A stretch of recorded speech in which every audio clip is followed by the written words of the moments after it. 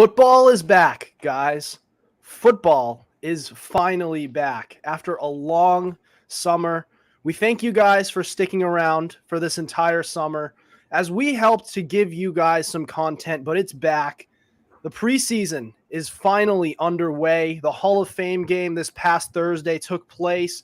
The Raiders beat the Jaguars 27-11, and here we are, ready to talk a little bit of preseason going into the actual preseason.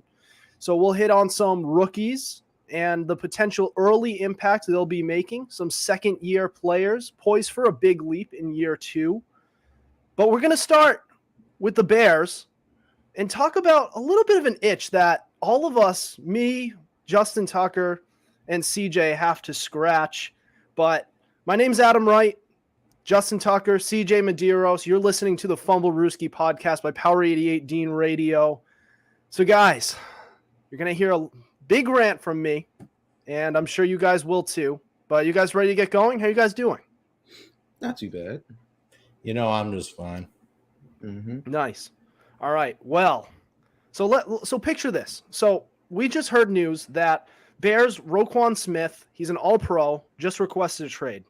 And it got me thinking for a second about what's going on with them. So, believe it or not, the Chicago Bears, a couple of years ago, 2018, had the best defense in all of football. Yep. And it wasn't close. That unit carried to a 12-4 record with mediocre Mitch Trubisky. 12-4 record. What happened since then? Let's also look at what they had. So, two very good receivers in Allen Robinson, Darnell Mooney. They've had a promising running back in David Montgomery. But they picked Trubisky over Mahomes. They recently picked, and they recently picked a young quarterback in Justin Fields. And despite all of this that they've had, great defense, good young pieces on offense, they still have not had much to show for it. 12-4 record that one season, but they were one and done. And honestly, if they had a better quarterback, they probably would have been a lot better than they were. And then look at what has happened to their defense. Kyle Fuller is now gone. Khalil Mack gone. Eddie Goldman gone. Akeem Hicks gone. And now Roquan Smith wants out the door. Allen Robinson's already gone. He said, you know what? Screw this. I'm out of here. And so you think all of these pieces that they have, good young quarterback who has a lot of talent, very promising, good running game, good receivers, good defense. Why might you think that this team hasn't done much? I'll tell you why. It's the offensive line. Think about it. So the offensive line continues to get neglected year after year. In this past season, I honestly felt like Justin Fields was going to get killed at some point. League worst, 58 sacks. 58 sacks allowed by that defense. Excuse me, the offensive line. Unbelievable. And this kid, David Montgomery, if you've seen him play, he has potential to be one of the better backs in the entire league. He's really a complete back. He's incredibly elusive. He can catch the ball. He can play in pass protection. He can really do it all. But why hasn't he taken that step? Because that offensive line doesn't do much for him. And Justin Fields is about to get killed. So that's just kind of what I've thought a little bit about in the past couple of days, just thinking about this offensive line and seeing reports out in camp saying they're just kind of figuring things out. They're experimenting with guys, seeing what's going to work. You looked over at what they've done over the offseason. They've kind of thrown crap in the wall hoping that it would stick. They brought in all these pieces that have been just not great pieces. They didn't seriously look at this offensive line and say this is what they need to work on. But that's like the number one thing that was on their list, and they didn't address it. And Allen Robinson's gone. And most of your defense, that all-pro defense from last year, gone. So I just want to get your thoughts on it. But there's my rant for the day. But CJ, what are your thoughts? The Chicago Bears, frankly, are an eternally disappointing franchise. And you can point the finger at the offensive line, as many do. And I wouldn't blame you. But there is a problem. And that problem, you could blame Matt Nagy, you could blame Ryan Pace, but it's the whole team is just being held back by the McCaskey family. The McCaskey family, plain and simple, cannot run a sports franchise. I'm sorry, they just can't. And I don't know, are the Bears cursed or something with them? Because the Bears, they've never really had that great of an offense. I mean, in the 21st century, their best quarterback is arguably either Rex Grossman or Jay Cutler. And it's just, the Bears obviously have problems. And it goes all the way to the top. It's just a culture of just sadness. And, they were about ready to leave Soldier Field, too, until the city of Chicago bent over backwards to keep them there. It's just, I won't say a cursed franchise, but I pray for Justin Fields. That's all I got to say. Me too. All right, Tuck. Well, when you look at the situation as a whole, not even for the past few years, let's just look at the situation now. They're losing all of their receivers, and to make matters worse, they brought in a guy that CJ has called the greatest threat to world peace, and what's his name? N'Keal Harry. N'Keal Harry. And by the way, N'Keal Harry's hurt too. Yep, as soon as he got there, he got hurt. Their tackle situation is all over the place, even to the point where they're taking Fields on their second-round draft pick in the 2021 draft and take Tavon Jenkins, who I believe is a stud, but unfortunately it's the situation at hand. Then they have a guy in Roquan Smith who is a Pro Bowl talent that wants to leave because he feels he's not getting treated fairly in contract negotiations, even though he has produced on the field and should be paid as one of the highest players, not only in the Chicago Bears, but as one of the highest paid linebackers in the league. And he's not getting what he feels, and he feels like he's getting disrespected by the GM, which is unfortunate. But the way the Chicago Bears are being run at this point in time, it's clear that they're probably going into a rebuilding mode, which is a shame because they have Justin Fields on his rookie deal. But by the time they get through this rebuilding thing, they're going to either have to pay him or move on from him. And we don't even know what he fully is yet, but we probably can't get an idea of it because of how inept this franchise is and this roster is. And I feel bad for not only Justin Fields, I feel bad for the coach with the pieces that surround Justin Fields. I don't think this offense will do anything spectacular. I think it'll be an okay-ish offense, if not a subpar offense, and it'll be a miracle to be good. I believe the defense is torn apart. Just like Adam said, it's not the 2018 Bears defense. It's just, I want to say, Roquan Smith, if he's even there, Robert Quinn, and a few other miscellaneous pieces. I don't think they'll be the Chicago Bears of old, and I'm not sure how they'll produce in the future. And it's unfortunate considering how good of a team this was just a few years ago. Look, they didn't need to go in a rebuild. That's kind of the problem here. They don't need to go into this rebuild. They had the pieces. They had an elite defense. They had great weapons on offense. Their offensive line was the only issue. And they've ignored it for like 3 years. And it hasn't worked out. And also, by the way, on top of it, you probably wouldn't have had to draft Justin Fields, who could be a good kid, by the way. But you probably wouldn't have had to do that if you took Patrick Mahomes or Deshaun Watson. But you didn't. You chose Mitch Trubisky. Mm-hmm. So the mediocrity of that was the 2018 season on that offense, all on them. All on that front office. But we got a comment from our best friend whose YouTube name is Drunk. He won't reveal to us his real name. He said last great Bears quarterback was Kyle Orton.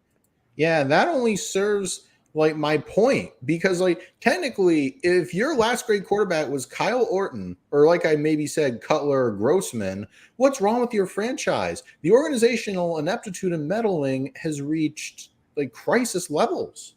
Yeah. He said, if the Bears lose Roquan, do they have the worst roster in the league?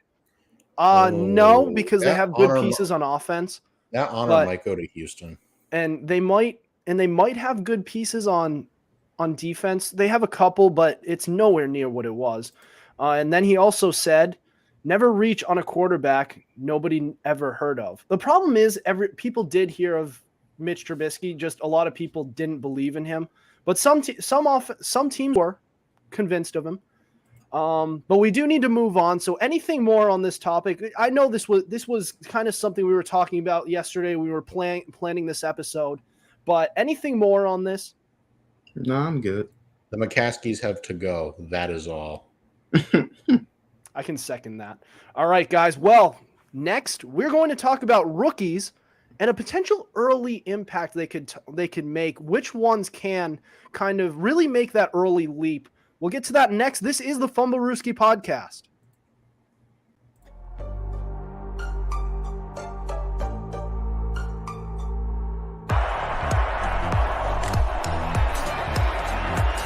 Here's Edelman broken up, and the pass is no sign yet.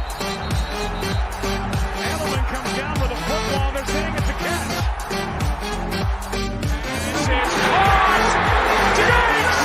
Sideline! Touchdown! Unbelievable! Swings it way down the field to Watkins! Sammy Watkins for the touchdown!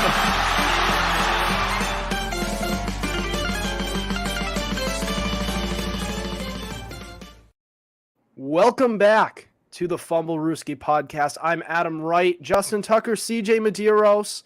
So we're going to get to our rookies in a minute, but our boy Drunk had another thing to say. I forgot Houston even had a team after Houston was mentioned by CJ as probably the worst roster. So he forgot they even had a team. So that says a lot. Pretty sure their fans forget too. All right. Well, so guys, rookies.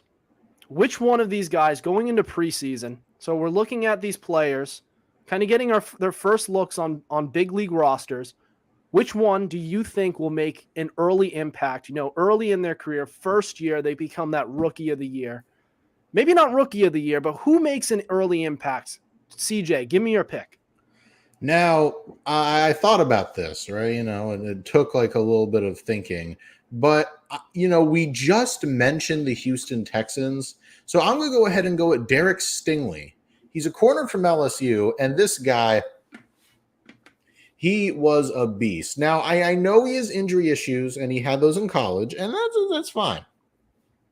But he has everything you want. He has the footwork, the football IQ, the playmaking ability. It's all there. And that is a Texans defense that needs just anything.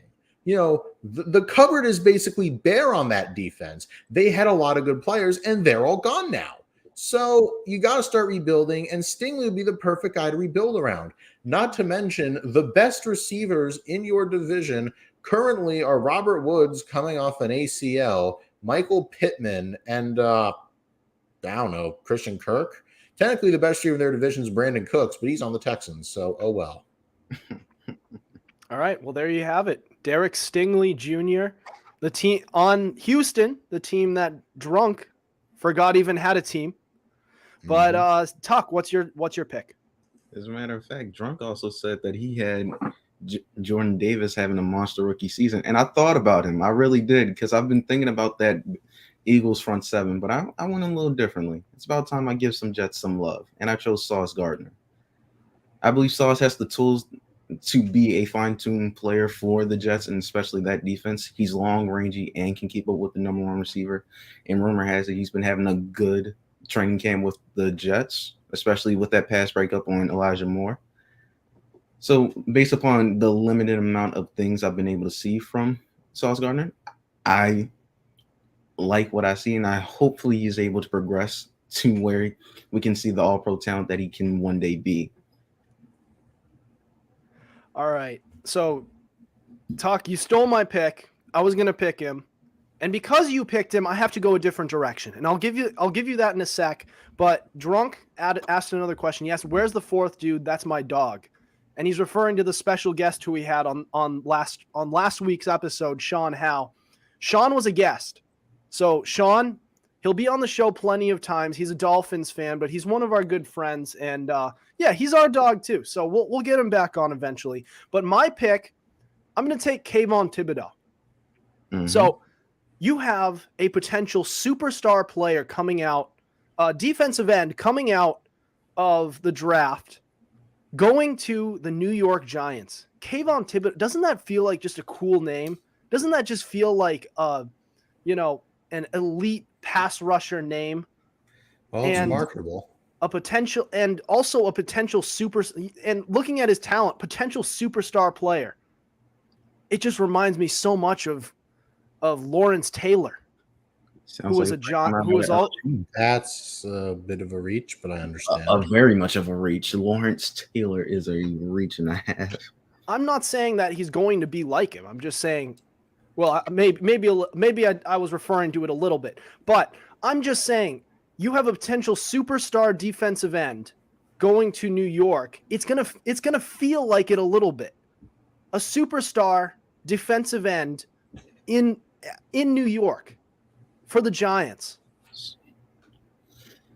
Superstar. That's going to be pretty cool, especially as a rookie. It's not like he was the top edge rusher. He was the third, depending on who you ask. Okay, come on, Trayvon Walker. He went number one, and Aiden went number 2. He's third, but I like Thibodeau mainly because he'll have Evan Neal to work with him as a rookie, so they both can sharpen their tools together as they get older in the league, and they can work on what they need to in order to survive.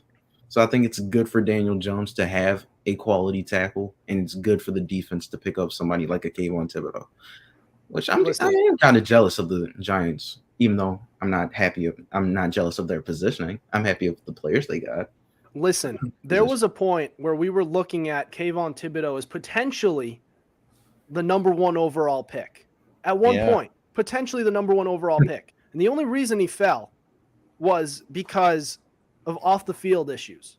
If he can just get past that and just sort of mature, grow up, he's a young kid. If he can get past that, then there's not much that can hold him back. Mm-hmm. So I really like this kid. I like him. I think Kayvon Thibodeau is going to be one of the more impactful players in of this rookie class, 2022. All right, Jeff Medeiros said, "I can't buy it until Sauce." He said with Sauce, "I can't buy it. I can't see it. He is handicapped because he is on the Jets." I mean, the Jets is kind of. How do we feel about that argument? That if a player goes somewhere, that automatically means they're going to be bad. I just don't love it. That's why I always look. I hate the Cowboys as much as anybody, but I feel like they take a lot of crap for saying, well, anytime they're a good team, then it's because they're the Cowboys. It means they're going to choke, and most years they do choke, but that's not because they're the Cowboys. Choke. Mm-hmm. They haven't done jack or crap since the 90s. Furthermore, the Jets might also be another cursed franchise. And as far as the Sauce moniker goes, but I just hate that it's not analytical. I get it. I get it. I know it's an emotional based argument. But please hear me out. As far as the Sauce moniker goes, I do like that comment because the Jets defensive end Carl Lawson said, and I quote, "He's not Sauce yet. Not until he plays, not until he plays and he balls out. Then we'll call him Sauce, but he's Ahmad right now." Once again, that is the Jets defensive lineman Carl Lawson. But again, the Jets have to prove that they can draft quality players. I mean, look at what they did to Sam Darnold. Look at what they did to. I was never high on Sam Darnold, but still. Yeah, but I think they've been doing better ever since that new guy took over as GM. They've been better drafting. Elijah Moore, Michael Carter. Better. Their offensive line has shown improvement. Their defense is getting better, and they took some quality players in this past draft. Until I'm proven otherwise, this Jets defense continues to get better. It's really only good on paper. Yeah. we're not going to know until it's all said and done. Yeah. So it looks good on paper, but you never know. The only thing you can ask is for progress. So Drunk also said in the comments, and I feel I wish you could just tell us your name so that we don't have to say drunk over our podcast live. But Dark Horse Rookie of the Year, Chris Olave, Landry, and Thomas is going to draw the better corners. It's a possible argument. I don't know how I feel about him, about Olave. It's kind of one of those wait and see type of things. But I like him. I like him in the slot because I believe in training camp he did one of those slants where he did a 2-step and then cut the guy off and made him do a turnaround, and he won the route like easily. You see, here's the thing with Olave. He's not going to come out and be your number one, but he doesn't need to be, and that's why he'd be perfect in New Orleans with Landry and Thomas. Which is fine by me. Do you want my social security number and date of birth too? But your credit card number would be great. I kid. Just give us a first name. Give us a first name to go by. That's all. I kind of like his secret identity. Yeah, he can go. I'm kidding, bro, but don't tell my real name on YouTube. That's fair. Yeah, that makes sense. That's fair. All right.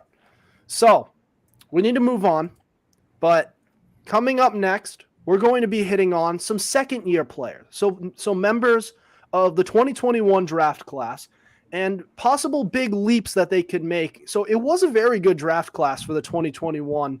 For the 2020 for 2021, they all made a good impact in their rookie years. But let's see who can make a big leap, who can make that giant step forward into the 2021 season. We'll get to that next. You're listening to the Fumblerooski Podcast.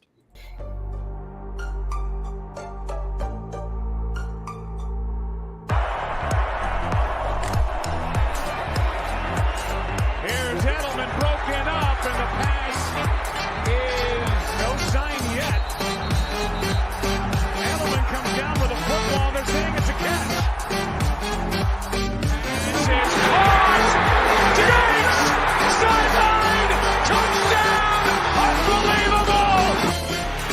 Swings it way down the field to Watkins. Sammy Watkins for the touchdown!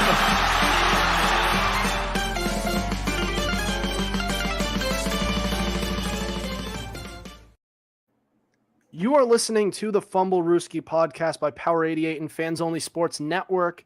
I'm Adam Wright, Justin Tucker, CJ Medeiros, and so let's go on to our second-year players. So basically players who are going to make a leap in their sophomore seasons. So without further ado, CJ, kick us off. Now, this is another one I think long and hard about because this is also our fan box question. So, I'm not going to tip my hand. But I would say I'm kind of looking forward to Asante Samuel Jr. from the Chargers.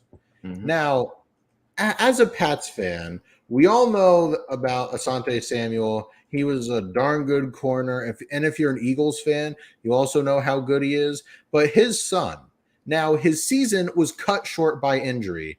But in the few games he played, he did grab 2 picks along with 43 combined tackles. Not bad for really not even playing what I don't think was half the season. And the reason that he could get better is solely because the Chargers just grabbed J.C. Jackson in free agency. And you know that Jackson will get the number 1 corner. And that could give old Asante Samuel Jr. some wiggle room to try to make plays on those number 2 receivers. Mm-hmm. As a matter of fact, I believe he actually might be the interception leader next year because of the fact he'll be on the number 2s and he can be more aggressive. Yeah. All right, Tuck, who's your pick? There were so many people to choose from, but I don't want to just stick at corner. I'll go to receiver. I'm banging the table for this, and you guys may not believe me or not, but I'm going with Rashad Bateman, the Baltimore Ravens. Now, because of course. Listen, it was either between Patrick Surtain, the second year out of Denver, Devonta Smith for the Philadelphia Eagles, and I wanted to go with Rashad Bateman. Not just because he's a Ravens player, not just because of that. That's fair. That's fair. when I look at Rashad Bateman last year, you got to remember before injuries, he was giving quality looks to a number one corner in Marlon Humphrey, who was an All-Pro, and he was a difficult guy to match up against in one-on-ones. So when you see that as going into training camp, you're like, oh, this guy can be something special. And when I looked at the Ravens offense last year and the way they used Rashad Bateman, he was kind of like the chain mover whenever we needed a first down because he kept on getting first downs whenever he had the ball in his hands. And as the year progressed, you kind of saw the potential that he had if the Ravens opened up their offense a little bit more. If there was a 50-50 ball, I'd be confident in him getting it. It was just a matter of him staying healthy, and he did once he got onto the field.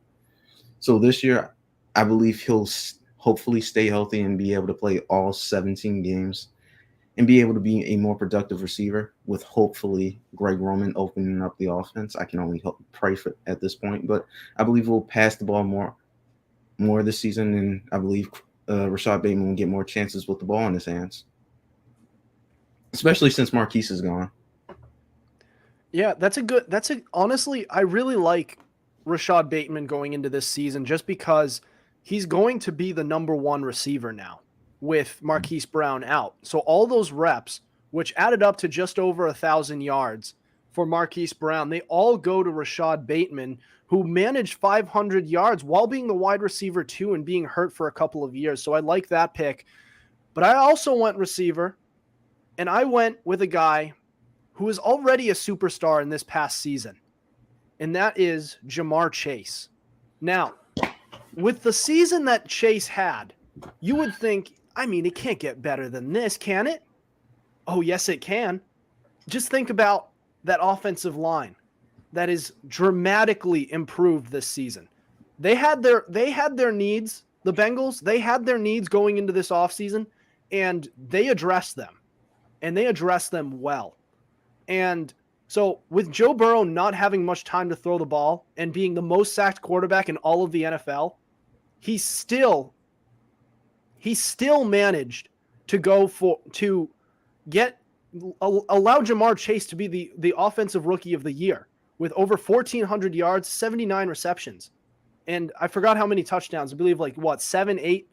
I don't have the stats in front of me, but incredible year for him. Now Joe Burrow has time to throw the ball. We assume. So Chase was able to wiggle his way open with not having much time to get open. Burrow had to just get the ball out. Now Burrow's going to have time to throw. And Chase is going to be a breakout superstar this season. Mark my words. I love this kid going into his year 2. You thought you loved him this past season? Oh, no. He's going to have a great year this year. Oh, Adam? No. I do happen to have Ja'Marr Chase's stats in front of me. Last season, he had 81 catches, 1,455 yards, and 13 touchdowns. So just add 6 more to the 7 you thought. Yeah, I guess. There you go. That just further proves my point, doesn't it? No. From year 1 to year 2, the leap. In order for that to be a leap, he would have to be a Triple Crown winner, win the Super Bowl, and have over 2,000 yards in the regular season for that to be a dramatic leap. I think if he goes up, let's say if he has, do you see him having a 1,700 to 1,800 yard season? Because Perhaps. I think that would be a tremendous leap. And let's say he has 20 touchdowns, then that is a tremendous leap. He's not getting 20 touchdowns. Let's just end it right there. I'm not saying whether he will or won't, but if he can do that, which it's possible. But again, I'm thinking leap would be more dramatic from somebody who didn't have a good rookie season to having a phenomenal rookie season, and then somebody who had a great rookie season by NFL standards, then to all of a sudden keep up the same pace in the second year, just like Justin Jefferson did. I don't see that as the same thing. I think potential and where they're at. That's where I'm heading. So do you see Justin Jefferson or Ja'Marr Chase as the better receiver? That's up in the air. Again, I think right now it's Justin Jefferson, but again, Ja'Marr Chase isn't exactly far behind. So Yeah, right now it's Justin Jefferson. I ranked Justin Jefferson as my number 1 receiver going into next year. Which is crazy, but okay. But Jamar Chase, the only reason he's behind him is because he's young. And I think he's going to make that jump. And next season, we could be looking at Jamar Chase in the similar respect. Yeah, there's a reason no one said Zach Wilson. There's a reason for that. And somebody agrees with me. Drunk said Jamar Chase ceiling is higher than Justin Jefferson. Ceiling. That doesn't mean they'll actually do better. But Jamar Chase has a better quarterback he's working with. Oh, yeah, that's true. And now the offensive line is working better. Mm-hmm. And the surrounding offense is also good. And you might think, oh, well, that means there's more mouths to feed. Okay. Well, that means that all the attention isn't going to be focused from opposing defenses isn't going to be on you. So you are going to be able to get more targets because the defense has to spread out more. T. Higgins needs attention. Tyler Boyd needs attention. The running game, Joe Mixon, they need attention. They can't stack the box. So if that defense is spread thin, then Jamar Chase has a better chance of eating. Exactly, because he can't be double teamed, You can't just double team any one of their receivers. Okay. Listen, the only thing I have to say is just helps Chase. If you guys can admit that Joe Burrow is the better quarterback than Kirk Cousins, which again, Kirk Cousins was playing under a different coordinator than he was this year. He was playing under a defensive head coach. Now that he has a more offensive minded head coach, we'll wait and see on that. And Justin Jefferson still had over 1,600 yards. If you guys can admit that, Justin Jefferson to me is still the better receiver because of all the things surrounding him. Well, he is now. Well, it still might be like that years later. Well, we don't know that, do we? All right. We do need to move on. So we've given our picks for second-year players who are going to make a giant leap. Now we want to hear your picks. So the Fumblerooski fan box is next, and we are going to get you guys' picks on second-year players who are going to have a breakout year. That's next. This is the Fumblerooski Podcast.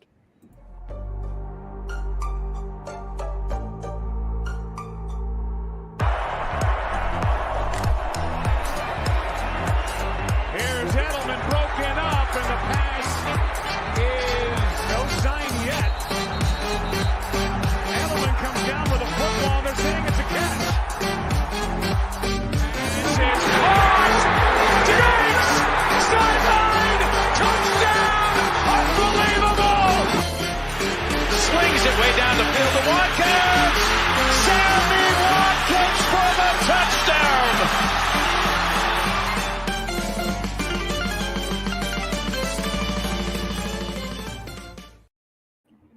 Welcome back. This is the Fumblerooski Podcast by Power 88 and Fans Only Sports Network. I'm Adam Wright, Justin Tucker, CJ Medeiros, and we have reached our fan box.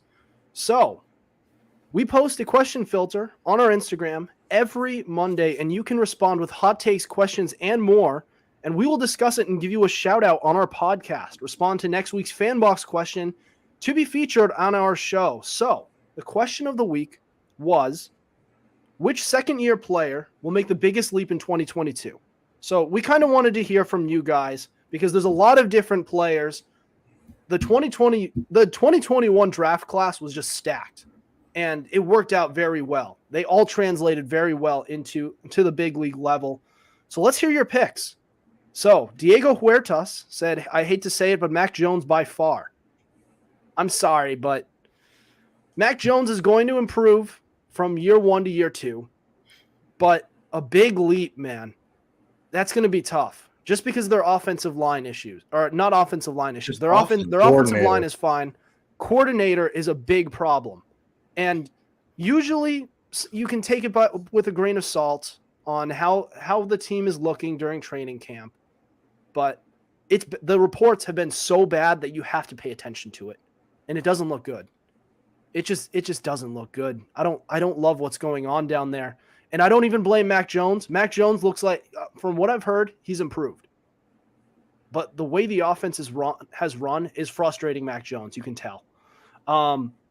Tyson Tate said Devonta Smith. So Tyson Tate is an Alabama fan, and I think he picked another guy as well. Or no, I think he picked another Vikings player later on. But Devonta Smith. So the thing is, now that they have A.J. Brown and Devonta Smith showed that he was able to play this year, the defense isn't going to be able to focus on – opposing defenses won't be able to focus on Devonta Smith as much. They'll be focused on A.J. Brown. And I see a big spike in Devonta Smith's production. And year 2 in the NFL, he'll be improved himself. So I see a pretty good season from him. That's a good idea. Good pick. All right, CJ, you explain this pick. You got Christian Barmore. Yeah, thanks, Adam. A lot of people, we love Mac Jones, us Pats fans, but Barmore, he was an absolute beast in the run game last year. Mm-hmm. And, I just think he's going to improve. I really do. Matt Judon's probably going to get the double team. You have like a sneaky good other pass rusher on the other side with Josh Uche. And you have Lawrence Guy in the middle, maybe Henry Anderson. And Barmore would be a beast with any center one-on-one. Furthermore, he's basically, if you look at like how he's built and how he plays, this is a hefty praise, but he might just be our Vince Wilfork. Our next Vince Wilfork, basically. It's possible. That's and how year two in that scheme, in Belichick's scheme, after having a good season, that's good. That's going to be good for him. I like that pick. And Luke Banning said J.C. Horn. So J.C. Horn, let me point this out because people act as if he never played at all that season. He played in 3 games, all right?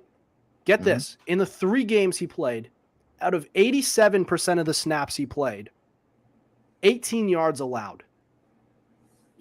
Yeah. So this kid can play. Mm-hmm. He's already shown in his rookie year that he can play. Now he's going to be healthy. And I'm forgetting, was it the first 3 games that he missed? Or was it the last 3 games that he played? Or you get what I'm saying. I think it was the first 3 games. First 3 games he played. Yep. 18 yards on 87% of snaps in 3 games. Those are awesome numbers. And I know it's a relatively small sample size, but a sign of things to come, man. I mean, that kid can play. Cola DJ, is that – I know you were putting in the fan box response. Is that it? Yeah, I looked at his page. That's just what it said. All right. He said Javon Holland. So, yeah, Dolphins safety. And based on reports in training camp, he's taken on a leadership role, hasn't he? And he had a pretty good season last year. So, good pick. I like him. Like him. Stephen Parker, and he is a Bengals fan, picked Joseph Osai. Osai, correct? Yes. So, Osai, I looked at – so, he was taken what? In the second round? Second, third round? Yeah, I think early third, but don't quote me on that. Yeah. And so from my understanding, he looked promising in preseason, but then he got hurt, torn meniscus during the preseason. He looked promising, but player wasn't able to play at all for his rookie season. So now he's coming back. He's fully healthy. Year 2 with NFL trainers and NFL coaching staff. Yeah, why not? He could improve. They need help on defense.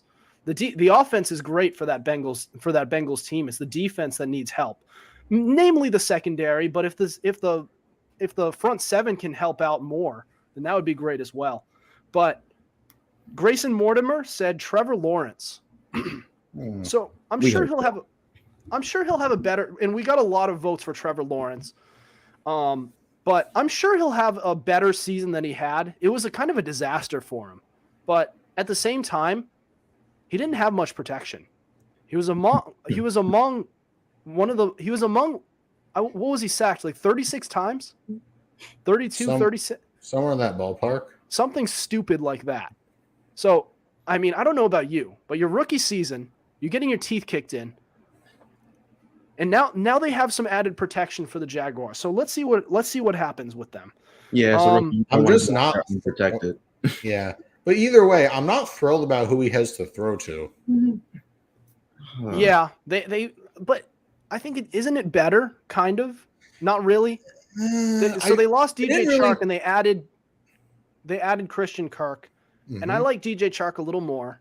Yeah, I do too. But hear me out. They didn't take. It's so weird. They want to improve, but they didn't exactly take a step forward or back. They kind of took a lateral step. I guess, but their offensive line is improved, so I'll give them that. I'm talking about the receiver core, but yeah, the O-line being repaired is going to help a lot. Yeah. Jack Bree, and he said, so he DM'd me. He said that I got his name pronounced wrong, but I'm not sure what it. Jack Breel. Just let me know what it actually is. But he said Travis Etienne or Devonta Smith. So we've covered Devonta Smith. That's a pretty good pick. But Travis Etienne, I like that kid. And call me crazy. Call me crazy. He's low-key in a better situation this year than he was going into next year. Because last year, he was going to have to split carries with James Robinson. But James Robinson is coming off a torn Achilles, which historically has been a death sentence to players' careers.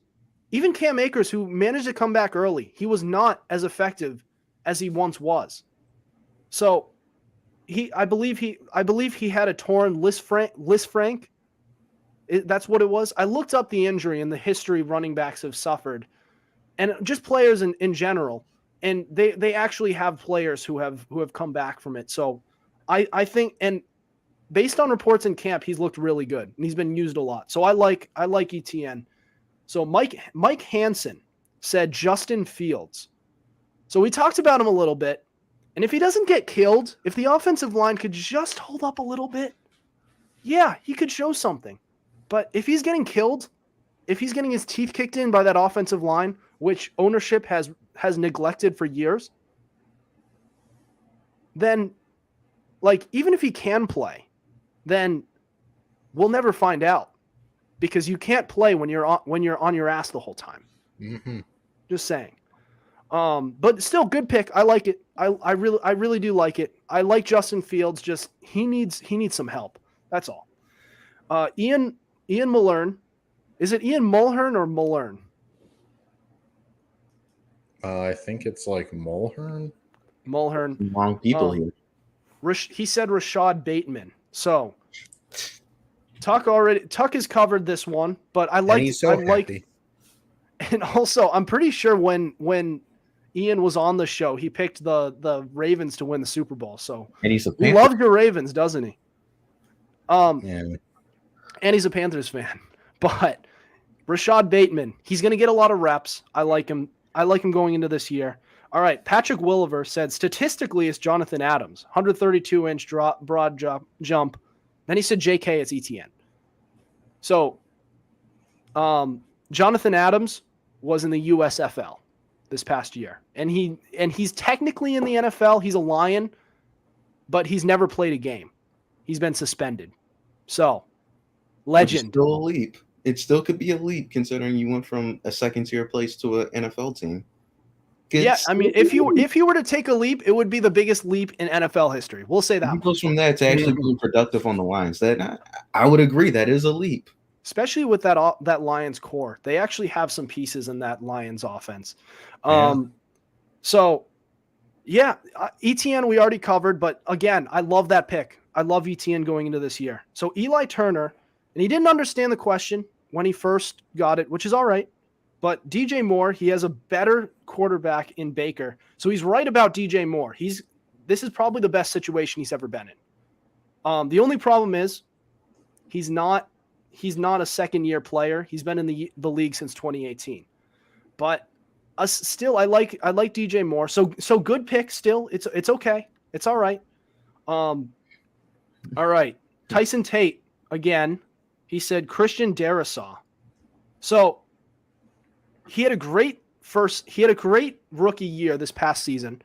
And now in training camp, coaching staff is giving him comparisons to Trent Williams, which is about the best compliment you could ever get for an offensive tackle, because that guy can play out in San Francisco.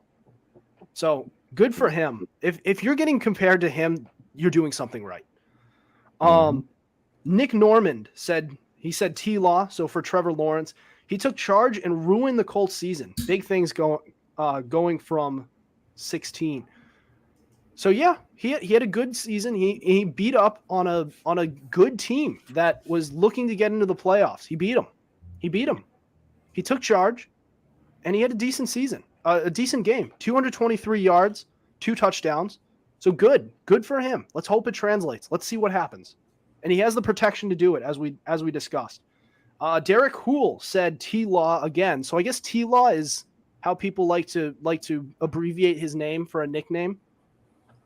Trevor Lawrence, so being slept on, especially that he's in a real NFL program, it did put a bad taste in everybody's mouths that he had a tough rookie year, because this kid before his rookie year, he was looked at as one of the best quarterback draft prospects of all time.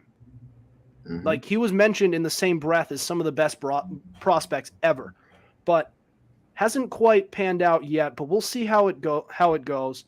Chase McGinty said, "Gotta be Jamar Chase with a better O-line, giving Burrow more time to throw." I'm telling you guys.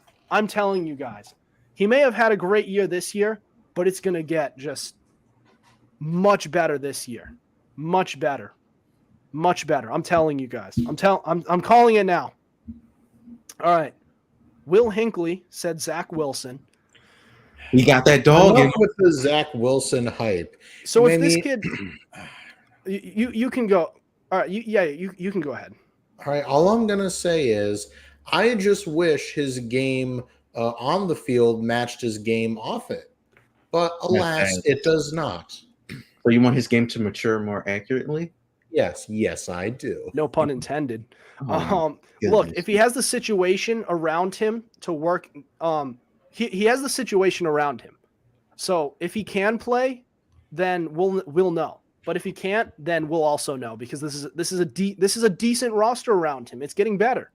So Damon Bergfeld said Elijah Moore.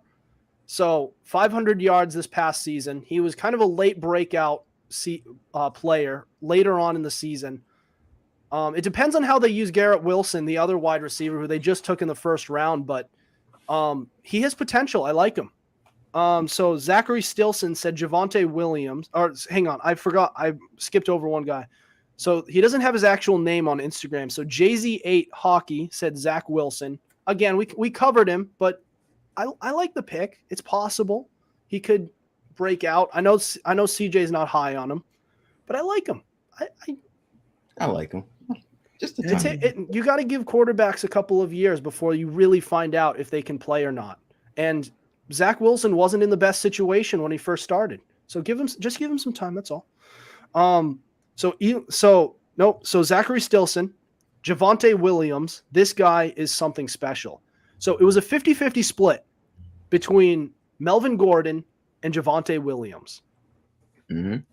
And he still had over 1,200 scrimmage yards, which is great. Incredible. So, and now, based on reports from camp, they are saying that it's now going to be a 75-25 split in favor of Javonte Williams. That's going to make for, and also you have a great quarterback coming, a very good quarterback in Russell Wilson coming in. That offense is going to run much smoother, and Javonte Williams is going to be a big benefactor of that. That's going to be great for them, especially since they can't stack the box anymore. There's no more Trevor. There's no more Teddy Bridgewater, and there's no more Drew Lock. It's Russell Wilson back there. So you actually have to respect the passing game. So Eli Turner, so he responded again from his DJ Moore take, which is still a good take. I do like it. I agree with you. He said, "My bad. I didn't see the part where it said second year. Anyways, I'll choose Pat Surtain the second." So we were talking a little bit off camera about him, and I was looking at his stats. So his coverage stats, he was actually targeted just 9 less times than Trevon Diggs. And Trevon Diggs was basically the most targeted corner. Excuse me. most targeted corner in the entire NFL. And he also practically led the league in yards allowed in 900. So in those targets, 94 targets for Patrick Surtain II. Out of those targets, 545 yards allowed. 545 for Patrick Surtain II compared to 907 for Trevon Diggs, which is pretty good. So he's holding his own. He's getting targeted a lot. And you guys' point, he's a rookie, so he's getting picked on, but he's holding his own. So maybe he gets more respect and teams start realizing, let's not make the same mistake more than once. So JJ Timon said low-key Davis Mills. Oh, boy. Oh, brother. Look, Davis Mills exceeded expectations this past season. But the problem is that offensive line doesn't look great, and they don't have much on offense. They have Brandon Cooks. Past that, what else do they have? I think they have David Johnson, but this isn't 2017. Yeah, it's David Johnson, and that's it. And David Johnson is not a very good player anymore. Look, if Davis Mills can play, even if he can play, his situation doesn't look great. And it feels like the organization really doesn't respect him enough to treat him as a franchise quarterback. He feels like a bridge quarterback to him, which sucks because he could actually play. But Davis Mills, it feels like Houston believes, let's just keep him out there for a few years. We'll build the team around him. And then when we find our guy in the draft, we'll go and take him and replace Davis Mills with him, which sucks, again, because maybe he can play because he did show some promise. He had tremendous improvement this past year. As the year went on, you could see he was getting better. But if he can play, we may never know, which sucks. But that's all our responses. You guys have any other thoughts before we end the show? The GOAT got extended this week, fellas. Yes, sir. Nice. What our friend is referring to is Justin Tucker. Not this Justin Tucker, the Ravens. Not to be confused with our famous co-host Justin Tucker. Yeah. The other one, the other GOAT. The other one. In Justin Tucker, the kicker for the Ravens, who has the best field goal make percentage out of any kicker of all time. And he owns the record for the longest field goal ever kicked at 66 yards. Unbelievable, that guy. That's a guy who I would want to be a Patriot. I wouldn't mind trading my boy Nick Folk on the Patriots for Justin Tucker. We decline. Hey, whoa. No Nick Folk slander now. He's a folk hero. Shut up. I'll take somebody besides him. I'll take Steven Gostkowski before he missed that extra point in the 2015 AFC Championship game. Oh yeah, that rattled him. What about for those of you who are unfamiliar with Gostkowski, Gostkowski used to be like one of the best kickers in the game. Then he missed an extra point, and he was never the same after that. And it was a big extra point to miss. If he made that extra point, the Patriots win the AFC Championship in 2015. I will die on that hill. All right, guys. Well, that'll do it for us tonight. Thank you for listening to us. Be sure to tune into us live Tuesdays and Thursdays at 7:30 on Twitter and Facebook through Fans Only Sports Network. Be sure to subscribe to our YouTube channel. We also have all our episodes available on Spotify, Spreaker, Apple Podcasts, iHeartRadio, Google Podcasts, and so much more. Also, be sure to follow our Instagram at Fumblerooski_podcast to keep up with our podcast and the latest coverage on the NFL. Otherwise, we'll see you next week. Over and out.